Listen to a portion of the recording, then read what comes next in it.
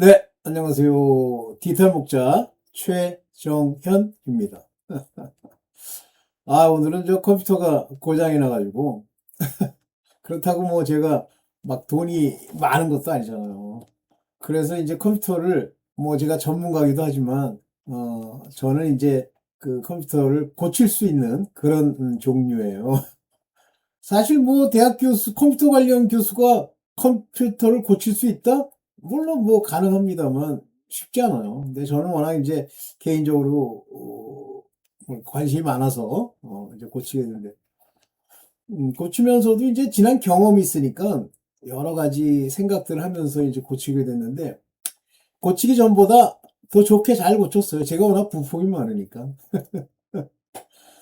납땜질까지 할 수 있는데 납땜질을 안 하는 거는 그 해봐야 뭐 냄새 나고 골치만 아프지 뭐 크게 뭐 좋아지는 게 아니잖아요. 워낙 낡은 거 진짜 저는 거의 그 수준으로 치면 물론 뭐 인텔로 치면 뭐 i3, i5, i7 이런 겁니다만 실제 메모리는 뭐 4기가, 8기가, 뭐 16기가 이 정도 가지고 하는데 나머지 마더보드 이하 전체가 다 구형이에요. 최소 10년은 넘었어.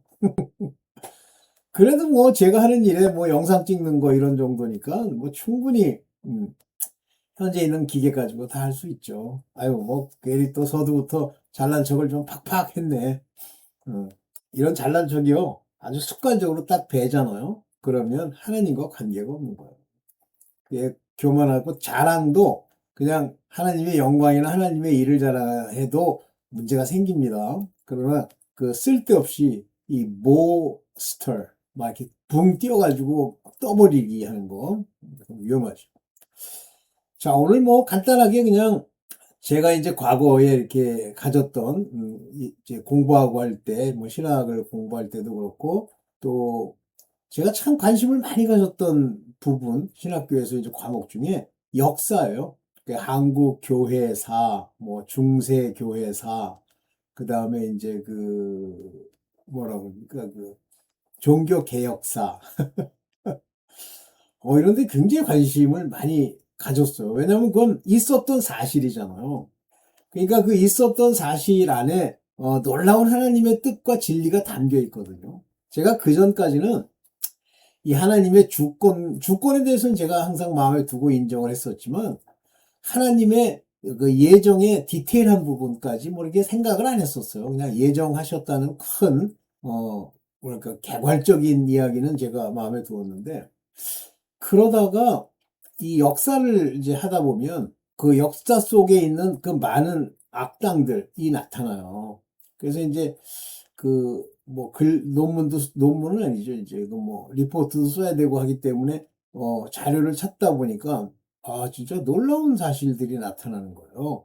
그러니까 성경이 말할 때 이 안티크라이스트라는 단어를 쓰잖아요. 적 그리스도. 그러면 그리스도를 대항하는데 문제는 그냥 적 사탄 또는 뭐 사탄, 마귀 이렇게 얘기하지 않고 왜 적 그리스도라고 했을까? 굉장히 중요하다고 저는 봤어요. 그때 당시에. 왜 그러냐면요. 실제 기독교를 탄압하고 기독교에 대항하고 이러는 것들은요. 전부 기독교를 대항하는 즉 적그리스도의 세력들이에요. 그러면 이 적그리스도의 세력은 어떠냐면 교회를 다니고 또 당시에 그 이 복음의 제자 틈에 있어요. 그런데 이 자들이 배신하고 속이고 돌아서는 거죠. 그러면 그런 걸 다 없애고 적그리스도 없이 사단을 완전히 우리가 물리치고 그러면 된다. 안 돼요. 거기서부터 이제 제가 하나님의 주권이 얼마나 놀라운 거며 하나님의 예정이 얼마나 놀라운 건지를 이제 서서히 알게 되면서 하나님이 이제 저를 이렇게 인도하시는 거죠. 뭐 전도서도 보게 하고 또 그 다니엘서도 보게 하고 이사야서나 에스겔서, 예레미야서에 나오는 그 글을 읽다 보면 나오는 하나님의 계획, 사무엘 상하의 다윗의 이야기, 솔로몬의 이야기 그러면서 하나님이 제게 알게 해주시는 게 그거예요. 모든 게 정해진 시나리오예요. 근데 여러분들 이제 택함과 하나님의 그 정체성에 관한 문제를 볼 때, 내가 그래도 그래, 교회를 다니자. 그러면서 어떤 목사님이 이제 그런 얘기를 하더라고. 어, 김일성 얘기를 하는 거예요. 근데 그 목사님이 이제 김일성 얘기를 할 때 항상 이 목사들의 기본적인 그 문제가 뭐냐면 듣는 청중의 입맛을 맞춰줘야 된다는 그런 모습이 보여요. 본인들은 아니라고 그러겠지. 제가 그들을 지적했고 찔렀습니다. 근데 그 속안에 들어있는 그들의 설명과 그들의 그 하나님의 뜻을 아는 내용을 보면 안 그래요. 뭐라 그러냐면 오늘도 얘기를 하겠습니다만 김일성의 친가와 외가가 전부 자그만치 1910 몇 년도죠? 30년은 안 됐을 때일 거예요. 1930년 됐나? 하여튼 10 몇 년도에 아주 독실한 교회를 다니는 사람이었다고 표현될 정도로 독실하다, 아주 열심을 낸다 그런 사람들이었어요. 이름도 강반석이잖아. 재밌는 거는 뭐 제가 이제 연구하고 기억에 남아 있는 건데 아닐 수도 있어요. 여러분들 아니면 뭐 이렇게 지적을 해 주십시오. 그 반석이란 이름은 베드로, 강반석이에요. 근데 왜 베드로라는 이름을 누가 지어준 줄 아세요? 빌리 그레함의 아버지가 지어준 거예요. 아버지인가 장인인가가 지어준 거예요. 그러니까 이게 다 일맥상통하게 돼 있어. 이 악의 세력이라는 거. 저는 빌리 그레함 자체를 뭐 배신은 아니라고 치는데 저는 배신 레벨 이하라고 치거든요. 부르심을 받은 적이 없는 악인이라고 보거든요. 저는 아닐 수도 있어요. 여러분들 뭐 여러분들 생각하는 대로 그거는 셋업을 하십시오. 그 다음에 뭐 김형직 이런 사람들은 전부 기독교 학교를 나오고 당시에 잘 가지도 않는 뭐 숭실 학교, 그게 이제 기독교 요거잖아요. 거기를 나오고 그랬어요. 그리고 주일날 항상 교회 가서 그 교회를 갈 때도 이제 그 뭐 하여튼 어려움이 많다 보니까 만주 쪽에 있는 무송이라는 지역에 있는 교회를 다니고 그랬었어요. 근데 이제 그 얘기는 좀 이따 들어가고 그런데 그 목사님이 뭐라고 그러냐면 만일 지금 그들에게 예수 그리스도의 제자가 되는 제자 훈련을 시켰다면 과연 어떻게 됐을까 그러는데 근데 그 목사님 왜 수준이야 그게 제자 훈련 인간이 안 택한 적도 없는 하나님이 세운 적도 없는 자에게 천만 년, 1억 년을 시켜도요 아무 소용이 없습니다. 반드시 하나님이 그 마음을 열고 귀를 열고 눈을 열어야 비로소 그들이 변화되는 거고 변화되도록 그들의 정체성이 결정돼 있어야 변화되는 거죠. 아무것도 없어 그냥 교회만 다녀. 괜찮은데? 당시에 조선사회에 교회를 다니는 사람, 안 다니는 사람이 딱 갈리는데 다니는 사람은 소위 이제 만주로부터 넘어온 네스토리아파 신부들에 의해서 그 우리가 흔히 얘기하는 뭐 조상의 제사라든가 이런 걸 그 사람들은 천주교라고 얘기를 하지만 그런 구교 사람들이 그걸 막았어요. 못하게 했어요. 그래서 다 잡혀 죽었잖아요. 그런데 일부 중에는 그걸 뭐랄까 옳게 받아들이는 사람도 있죠. 그 차이가 뭡니까? 이런 차이는 하나님이 인간의 부르심과 택하심의 주인이라는 사실이에요. 하여튼 그 하나하나 저는 뭐 한경진 목사가 목사로서의 일을 오랫동안 했다 이렇게 얘기를 했지만 이제 그분이 보여주었던 그 신사 참배에 관한 이런 걸 보면 그분들은 일종의 종교인으로서 뭐 열심을 냈다고 봐야 되나요? 저는 부르심은 없었다고 보여요. 근데 그런 사람 많죠. 열심. 그 다음에 자기네들이 보는 그 종교관, 기독교를 종교로 보는 거죠. 종교관에서 얘기하는 열심. 이런 것들이 이제 그들을 그렇게 만들었다 이렇게 보는데 이 부르심을 받은 그 밭의 비유를 보면 알 수 있죠. 그런데 경우에 따라서는 그들이 배운 거 이런 거에 따라서 전혀 다른 위치에서 마치 하나님을 표방하지만 실질적으로 아버지 보실 때는 그들의 그 궤적들, 그것이 열매거든요. 그 궤적들에 나타나는 거죠. 자, 오늘 여러분들과 함께 얘기를 하려고 하는 것이 오늘 제목처럼 부르심이 없어. 그런데 어떤 연유에서인지 교회를 다녔다? 어떤 연유다? 그런데 그들의 악의 축의 인물이 되었다? 그럼 뭐 어떤 이유겠어요?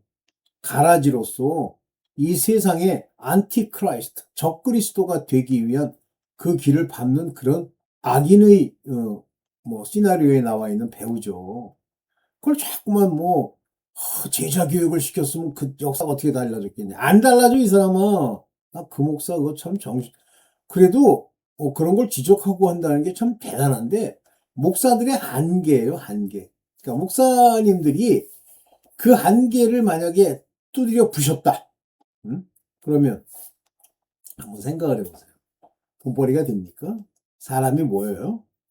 그들이 교육받은 기본은 뭐냐면 사람을 모아서 가르치는 자격자라고 자기 스스로 생각하는 거예요. 자기가 하나님께 쓰임 받았다고 말로는 하지만 실질적으로 그분들은요, 하나님이 쓰임에 합당하게 종으로서의 역할을 하는 게 아니에요. 같은 선지자라도 예레미야나 에스겔이나 심지어는 이사야나 한번 보세요. 다 잡혀 죽잖아요. 이사야는 나무에 숨었다가 그 나무를, 그것도 자기 손자야. 손자가 왕이잖아요. 아상가, 걔가 그 소나무를 톱으로 켜가지고 이사야를 반쪽 내 죽였어요. 자기 손자가. 에이, 모르는 소리들 자꾸만 하는 거예요. 예레미야요. 진짜 구덩이에 던져가지고 죽으라고 놨는데 하나님이 그를 아직 그 임무상 살리겠다고 해서 그가 산 거지.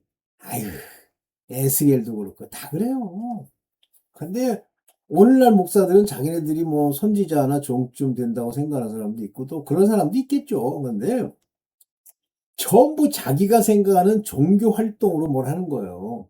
그 어떤 목사님은 자기가 일평생 가난하고 어려운 자들 막 술 먹고 이러는 사람들을 살리기 위해서 자기가 일평생을 바쳤다는 거야. 그래서 돈 벌면 식사도 대접하고 그 사람들에게 뭐랄까 술을 끊을 수 있는 재활운동도 자기네들이 하고 했다는 거예요. 근데 여러분들 그 슈바이처를 한번 생각을 해보세요. 그는 의사였어요. 근데 이제 우리가 오늘날 그의 사상을 자유주의 목사라고 부르죠. 자유주의라는 게 뭐냐면 내가 하겠다라는 거예요. 그래서 슈바이처가 아프리카에서 선행을 많이 했잖아요. 그 사람들 고쳐주고 하고 이렇게 열심히 많이 했잖아요. 그렇지만 그렇게 열심을 내고 고쳐주고 했지만 리빙스톤이 저는 그렇게 생각합니다만 천국 갔을까요? 리빙스톤이랬죠. 슈바이처. 리빙스톤도 마찬가지. 머릿속에 리빙스톤이라고 생각하면서 말로는 슈바이처. 그랬을까요? 이 세상에 굉장히 유명하고 나름대로 우리가 사람들이 볼 때 사람들의 보이기에 괜찮은 목사들이요. 서기관, 바리새인, 사두개인일 가능성도 많아요. 자기가 하는 거예요. 자기가 노력하고 자기가 돈 들이고 자기 만족에 목표를 하는 거예요. 그 사람들 자기 만족. 내가 그래도 이만큼 했는데 가난하면 가난할수록 또 더 좋지. 왜냐면 자기의 이렇게 어려운 중에도 했다. 그거는요. 모르겠어요. 그거에 대해서 하나님이 어떻게 평가하시는지는 하나님의 뜻 중에 있지만 제가 지금까지 깨달음 받고 아는 그런 하나님의 일꾼으로서는 안 맞는 거예요. 우리는 오직 순종입니다. 어려워도 아멘. 잘 풀리면 그 잘 풀린 것 가지고도 아멘. 넘치면 나를 돌아보고 내가 혹시 악인이 아닌가 이렇게 돼야 돼요. 그래서 교회를 다녔다. 그 다음에 솔직히 얘기하면 김일성은 모태신앙 아닙니까? 아니 그 둘이 강반석이라는 사람이랑 김영직이 결혼해갖고 김일성이 형이고 김영주가 동생이에요. 걔네들을 낳았으니까 한마디로 김일성은 모태신앙 아니에요? 아유, 심각한 거지. 아유, 오케이. 오늘 그런 얘기를 이제 조금 한 몇 가지만 얘기를 해보고 이제 가겠습니다. 지금 오늘 얘기하려고 하는 분들은 요분이에요. 교회를 다닌 독재자. 첫째는 한국의 김일성이죠. 저는 그 친가나 외가나 악당이라고 하는데 제가 연구하고 했던 내용, 기억에 남은 내용만 얘기할게요. 틀리면 얘기해 주세요. 그 다음에 이제 루터란. 마르크스입니다. 마르크스는 제가 어떤 분이 글을 썼길래 오늘날 한국의 정치 현실에 대해서 제가 이 마르크스의 행적에 대해서 얘기를 했는데 글로 쓰다 보니까 길게 못했고 오늘 말로 하니까 좀 길게 할게요.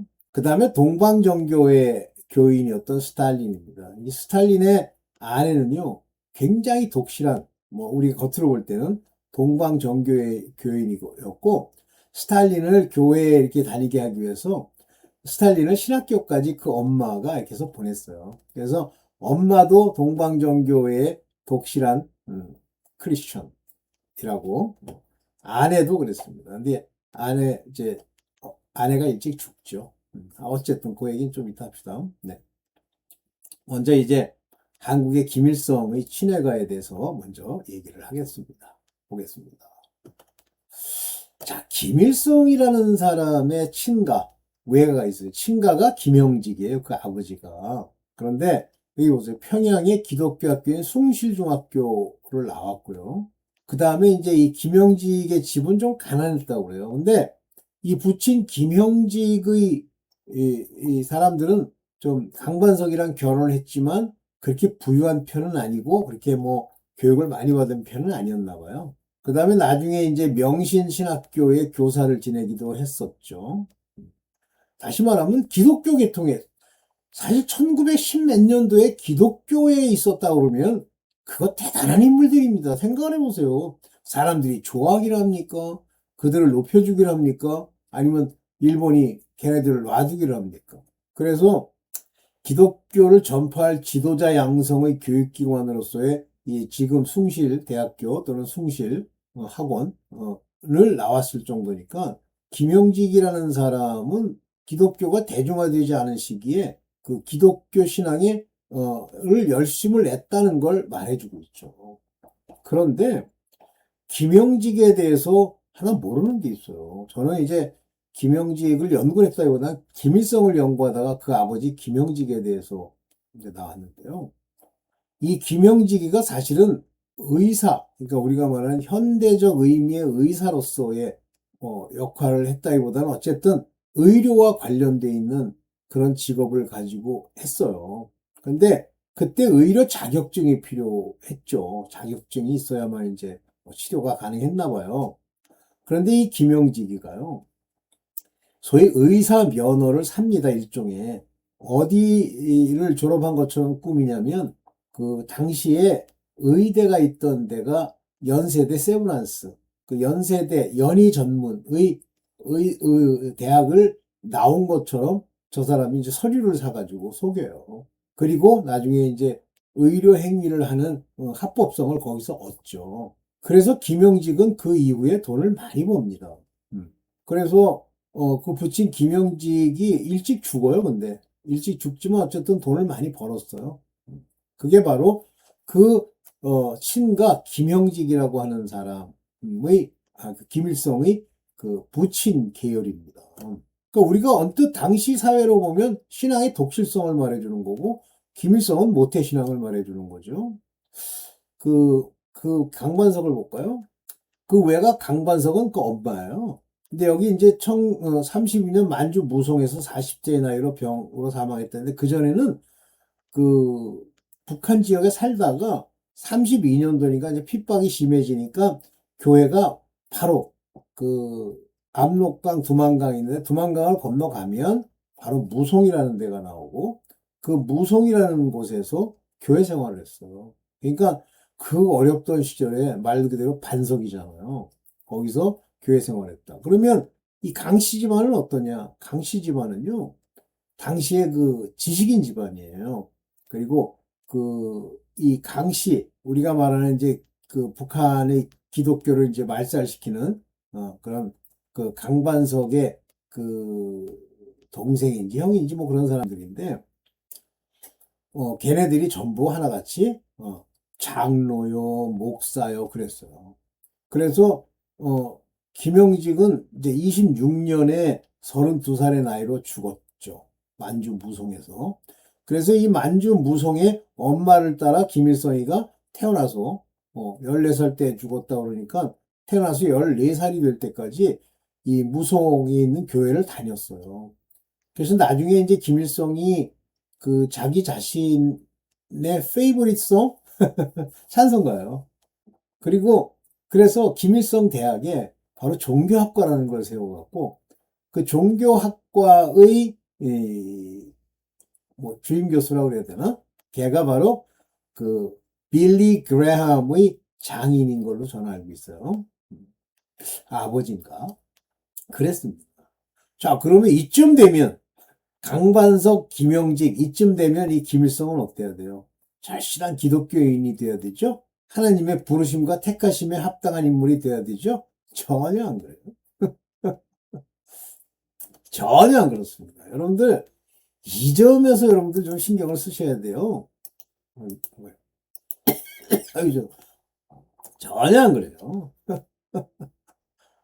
이런 김일성이가 나중에 이제 그 강반석, 강씨 집안에 그 조선인민기독교 총대장이 하나 나와요, 강씨. 제가 이름이 또, 이름만 기억하려면 기억이 안 나. 김 누군데, 강 누군데, 그 인간이 이제 소위 그 조선의 그 기독교 여러 교파들을 완전히 개차반을 만들죠. 그러니까 김일성의 우상숭배의 모든 근거가 된 것이 성경이었죠. 성경을 가지고 우상숭배를 하는 거예요. 안티크라이스트. 아주 전형적인. 그런데 김일성이가 그 뭐 자기가 무슨 독립운동 했다 어쩌다 하기 이전에 소련에 있을 때부터 이제 파송이 되잖아요. 북한으로. 나중에. 한번 생각을 해보세요.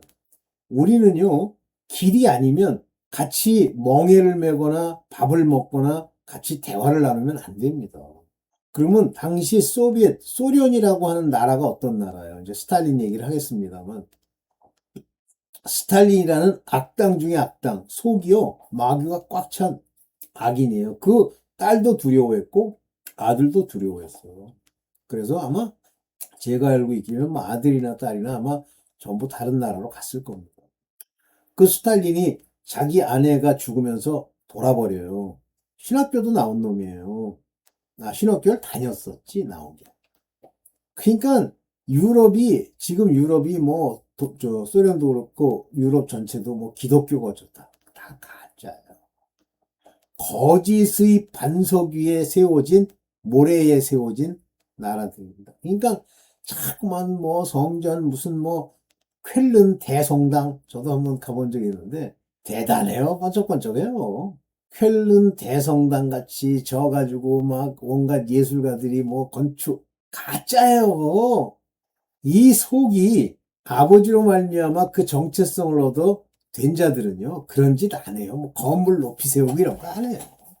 하나님 앞에 바르게 순종하는 자가 되려고 하지. 에이, 여러분들 진짜 그걸 정확하게 아셔야 됩니다. 큰 교회 막 돈이 막 넘친다. 진짜 조심하십시오. 제가 이제 이 부분에서 제가 나름은 존경까지는 아니지만 상당히 그 호감을 갖고 듣는 그 목사님이 계세요. 여자 목사님. 그런데 사단이 주는 세 가지 상이 있대. 그게 뭐냐면 가난과 병 이거래. 나머지는 하나는 기억이 안 나요. 웃기는 소리 하지 마십시오. 당연히 가난도 두 종류가 있어.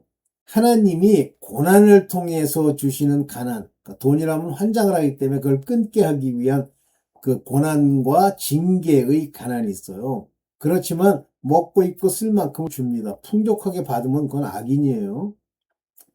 그럼 사단은 모든 사람에게 막 돈을 뺏고 가난을 주느냐 아니에요. 자기가 쓸만한 인물한테는 돈을 막 퍼넣어 줍니다. 그런데 자기가 볼 때 별 볼 일이 없잖아요. 그러면 이제 가난을 주는데 마귀가 가난을 주는 게 아니라니까. 자꾸만 그분도 뭐 마귀로 뭐 이래서 마귀를 이롭게 하기 때문에 가난을 준다. 그런 게 어딨니?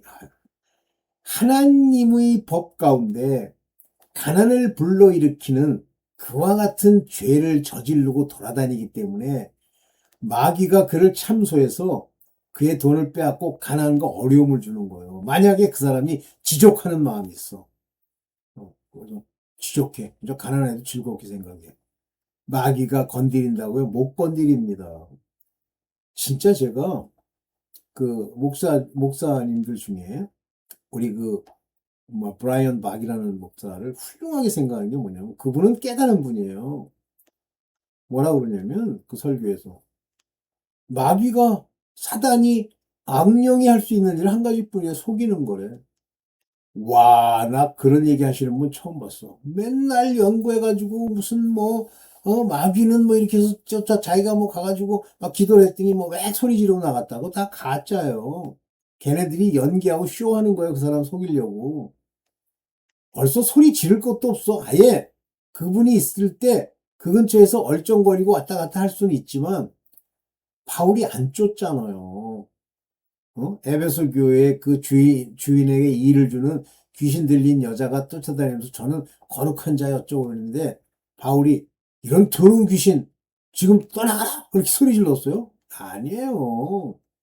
몇 날 며칠을 괴롭게 하는지라 바울이 그에게 명하여 이르기를 그에게서 나오라 라고 얘기했더니 나가버린 거예요. 제발 정신 좀 차리세요, 여러분들. 물론 그런 사역을 하시는 분 입장에서는 막 자기가 뿌듯하겠지. 막 소리 지르면 왜 그러고 나가고 막 어떤 사람은 난 병이 나았어요 막 그러고 정신 차리세요. 오케이, 오케이. 이제 그렇게 되는 겁니다. 그래서 하나님이 어, 모든 것에 그 법을 주셨고 그 법을 따라서 결정되는 거지. 뭐 사람이 어떻게 했더니 뭐 이렇게 되고 사람이 저렇게 했더니 이렇게 되고 no. 자, 교회를 다녔다고 하는 이 독재자들도 이 모양인데, 누군들, 오늘날 교회 다닌다고 왔다 갔다 하는 인물 중에, 악당들이 얼마나 많습니까? 아이, 어떻게 해서든지 뭐 거기 의지해서 잘 돼 보려고, 근데 잘 돼 보려는 마음도 없어요. 그냥 다니는 거예요. 관심이 없는데, 하나님 말씀에, 예. 자, 두 번째 이제 사람 한번 봅시다, 여기. 김일성은 뭐 저 정도만 해도 되지 않겠나 생각을 하고요. 먼저 이 루터란의 마르크스 행적을 좀 얘기를 해볼게요. 제가 이제 마르크스에 대해서 얘기를 많이 했는데 원래 마르크스는 루터란 교회를 열심히 다니고 있는 집안의 장남이에요. 그래서 그 아버지도 그렇고 뭐 엄마도 굉장히 열심을 내고 그 동생들도 굉장히 열심을 내요. 그런데 그 다니면서 그랬는데 당시 시대상이 뭐냐면 이 마르크스 같은 인간들을 데려다가 이제 이 세상을 망하게 해야 되는 그런 악당으로서의 택함을 받은 거예요, 마르크스가. 그래서 그 마르크스가 하루는 그때 당시에 뭐가 유행했냐면 사회적 진화론이라는 게 유행했어요. 그러니까 진화론이 나왔어. 그거는 생물학적 진화론이잖아요. 그런데 마귀가 이거를 딱 취하는 거야. 오케이, 이거 이용해가지고 인간을 완전히 망하게 만들어야지. 그래서 사회적 진화론, 즉 계급의 진화, 그러니까 모든 이 삶을 사람의 관점에서 보게 만드는 거예요. 이게 사회적 진화론이라는 겁니다. 왜냐하면 근데 가만 보면 말로는 그럴듯한 게 사회가 점점 진화한다고 보는 거야. 옛날엔 가난했는데 점점 부유해지고 하나님의 주권을 인정하지 않고 인간이 소위 말하는 변증학적, 아시죠? 변증학. 이 정과 반, 그리고 합이 이루어지는 이런 변증학적 역사의 발전으로 인해서 진화한다라고 하는 생각을 거기다 쑤셔 넣은 것이 사회적 진화론입니다. 근데 이 마르크스가 뭐라고 그러냐면 자기 아버지한테 아버지도 뭐 그렇게 강요하거나 하는 사람이 아니었다고요. 그 아버지한테 아버지 이제 저는 하나님을 발견했어요. 그랬더니 아버지가 그래? 바로 사회적 진화론이 하나님이라고 본 거예요. 그러니까 걔는 처음부터 교회를 백날 다녀도 아버지를 알지도 못하고 아버지께 순종하는 것을 배운 적도 없고 부르심과 택하심은 둘째치고 아예 하나님과 관계가 없는 자들이에요. 그 속 안에 썩은 거. 그래서 사회적 진화론으로 이 세상이 변화한다는 것을 그가 취하면서 자기는 이제 교회를 다니지 않겠다 선언을 해요. 근데 그 아버지가 허락을 하죠. 그래, 그럼 네가 원하는 길로 가. 근데 그거는 뭐 제가 볼 때도 그때부터 이 인간이 이제 소위 신문 같은 걸 만들어 가지고 소위 선동을 시작하는 거예요. 선동이지. 뭐 사회적 진화론을 쓰고 그래서 좌파 매체에 이 인간이 가가지고 그런 걸 호혜로 만들어서 뿌리고, 당시 사람들이 안 읽었겠지. 그리고 꼭 하면, 이제 당시에도 뭐 경찰이 있거나 정부가 있었을 테니까, 거기에 막 대항하고, 박치기 하고. 그러니까 성품이요, 이 좌파나 이 악당의 성품은요, 항상 악해요, 소관이. 그러는 거야. 그래서 독일에서 이제, 아주 요주 인물이 돼요. 그러니까 이 인간이 어디로 도망가냐면 네덜란드로 도망갑니다. 여러분도 아시다시피 뭐 네덜란드나 오스트리아나 이거 전부 독일계 언어를 쓰는 그런 나라들이죠. 게르만. 그 다음에 이제 벨기에는 네덜란드에서부터 떨어져 나온 건데 묘하게 프랑스 말을 써요. 희한하죠. 왜냐하면 벨기에가 이렇게 떨어져 나올 때는 네덜란드로부터 남부에 있었거든요. 그래서 벨기에가 남부에 있는데 프랑스랑 가깝게 있기 때문에 떨어져 나간 거예요. 다투지 않고. 그 반면에 북쪽은 이제 독일과 관련이 많아서 독일계 언어, 독일어를 쓰는지 그것까지는 제가 잘 모르겠어요. 독일계 언어를 씁니다. 오케이. 그렇게 네덜란드로 가서 또 네덜란드에서 온갖 말썽을 다 펴요. 사람들 규합하고 선동하고 뭐 단체 만들고 그 다음에 매체를 만들어가지고 뿌리고 돌아다니고 그래서 네덜란드에서도 검거 1순위로 그가 결정이 돼요. 그랬더니 이제 이 인간들이 좀 자유로운 곳이 있었는데 그게 프랑스예요. 그래서 프랑스에 가가지고 이제 선언을 합니다. 그래서 걔네들이 소위 그 센강이라고 하는 세느강가에 모여서 소위 공산당 선언이라는 걸 하죠. 그 공산당 선언의 캐치프레이스가 뭐냐면 기독교적 사회주의를, 그러니까 걔네들이 볼 때는 기독교가 사회주의로 보이는 거예요. 기독교적 사회주의를 뭐로 바꾸겠다는 거예요? 과학적 사회주의. 자기네들은 과학적이고 기독교는 기독교적 사회주의. 자기네들이 만든 과학적 사회주의로 바꾸겠다. 근데 그 과학적 사회주의라는 게 뭐냐면 바로 사회적 진화론에 의한 유물론, 유신론과 유물론인데 유신론, 하나님이 세상을 통치하고 주권적으로 이끌어간다는 걸 반대하면서 물질, 사람 이런 것들이 이 세상을 그렇게 변화시킨다라고 하는 소위 안티크라이스트적 하나님을 반대하는 유물론적 사회관, 유물론적 진화론을 전개하죠. 여러분들 이게 좌예요, 좌파. 그래서 당시에 우라고 하는 건 성경에도 늘 right hand, righteousness. 이게 좋다는 뜻인데 걔네들이 하나님의 반대를 하기 위해서 left라는 단어를 쓰는 거예요. 좌파. 그들은 특징이 뭐냐면 하나님을 반대하는 자들. 하나님을 대적하는 안티가 나오는 거예요. 그리고 걔네는 하나님은 항상 사랑이라고 하는 믿음으로 역사하는 사랑을 선으로 보는데 걔네는 그게 없어요. 목적을 위해서는 온갖 수단 이런 걸 다 써도 좋다 이렇게 생각을 하는 거예요. 악 중에 악이죠. 지금도 뭐 기독교 우리 한국 기독교 안에 뭐 좌파들 있다. 조심하세요. 걔네들과 같이 멍에 매지 마세요. 같이 있지 마세요. 싸울 필요도 없어요. 어차피 죽을 겁니다. 별 말썽을 다 피운다. 왜 말썽을 피우냐면 걔네들이 목사가 거기서도 돈벌이가 되겠다고 생각을 하기 때문에 그래요. 만약에 목사가 그거에 대해서 분명한 선을 그으면 그들이 나갑니다. 거꾸로 교회를 바꿀 수는 없어요. 오케이. 그래서 이 마르크스가 이제 그런 활동을 하면서 엥겔스, 레닌 이런 애들을 모아가지고 했는데 사실은 레닌이 마르크스랑 관계가 있었는지까지는 모르겠지만 걔는 소련, 러시아 사람이잖아요. 그래서 이제 레닌이 소위 말하는 그 볼셰비키라는 게 이제 민중이란 뜻이잖아요. 걔네들을 이용해서 바로 그 마르크스의 사상을 이제 받아들이죠. 그러면 이제 마르크스 개인의 집구석의 문제를 한번 봅시다. 아들도 있었고 딸도 있었고 있었는데 전부 암으로 죽어요. 전부는 아니고 상당수. 자기 딸내미 중에 하나만 빼고 나머지는 전부 똑같아. 마르크스랑 똑같아. 사회주의 운동하고 세상 개혁하겠다고 난리치고 그러다 전부 암으로 죽어요. 어, 무섭죠? 그래서 죽고 교통사고로 죽고 자살해 죽고 그러니까 마르크스 자손의 특징이 뭐냐면 성경이 말하는 온갖 질병과 자살로 그 집안이 막 초토화가 납니다. 그래서 말년에 마르크스의 삶은 자기가 아무리 뭐 뭘 주장해도 자기가 낳았다는 자녀들이 그렇게 죽으니까 괴롭죠. 그 와이프도 일찍 죽었어요. 이게 마르크스의 인생이에요. 그 인간이 이제 끝까지 살아남다가 나중에는 그 사람 죽죠. 이게 좌파의 핵심적인 일이에요. 그러면 얘네들 집안에 뭐가 들어있으면 걔 없으면 좌파가 없어져 이 세상에 아니에요. 그거는 하나님의 주권적 시나리오 안에 들어있는 거기 때문에 마르크스가 없으면 마르크스 한 4촌쯤 되는 놈이 난리치고 꼭 나타나게 돼 있는 거예요. 그래서 악은 악을 계승하고 이렇게 돼 있는 거죠. 네. 그 다음에 이제 여러분들이 신경 써야 될 게 스탈린인데요.